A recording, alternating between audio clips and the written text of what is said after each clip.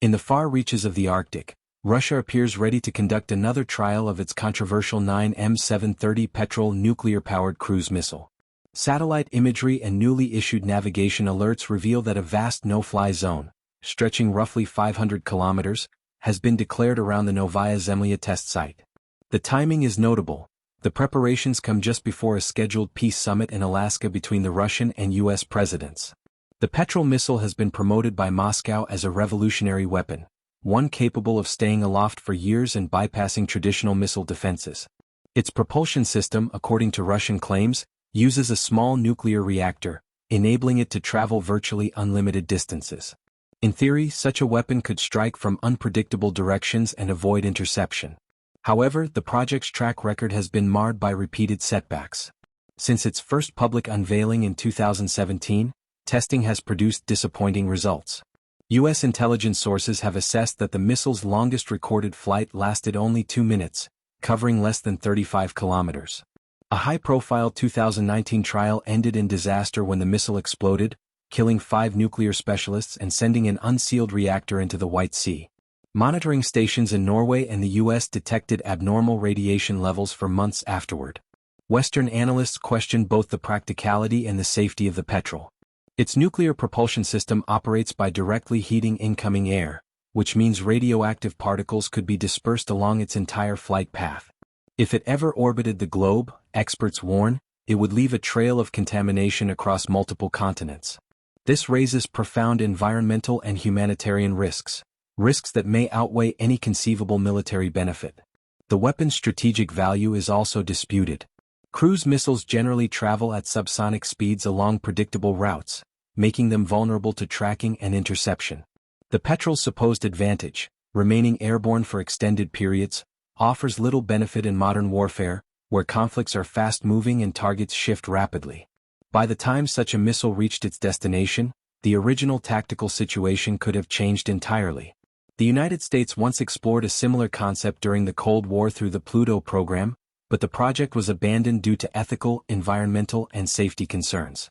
Despite these lessons, Russia has continued to invest in the Petrel, possibly as a means of projecting technological prowess in the absence of conventional military superiority. For Moscow, the symbolism may be as important as the technology itself. By showcasing a unique and exotic weapon, even one with a checkered performance record, the Kremlin can signal that it possesses capabilities unlike those of any other nation. Such a demonstration, especially timed ahead of a major diplomatic event, may be intended to influence negotiations by reminding counterparts of Russia's nuclear reach. Yet this strategy carries significant risks. Failed tests not only undermine credibility but also reveal the limits of Russian engineering in this field.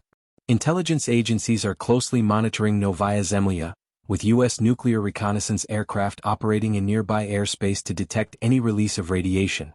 Any accident during testing would be visible to the world almost immediately. Some analysts believe that Moscow's persistence with the Petrel project reflects deeper strategic anxieties.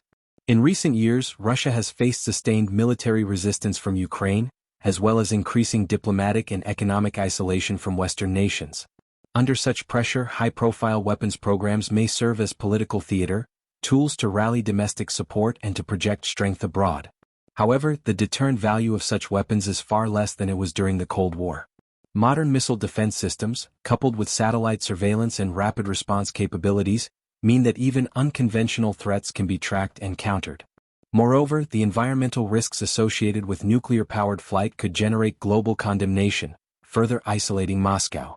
As the summit in Alaska approaches, the world will be watching to see whether the Petrel test proceeds. If it does, the launch will be less a demonstration of unstoppable power than a measure of Russia's willingness to accept extraordinary risks for uncertain rewards.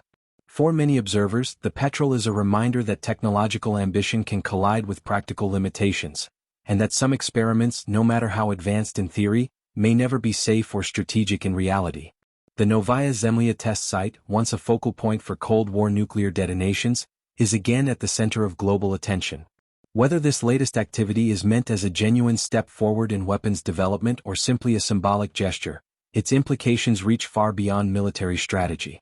The potential for environmental contamination, accidental escalation, and diplomatic backlash make the Petrel one of the most controversial weapons projects of the modern era.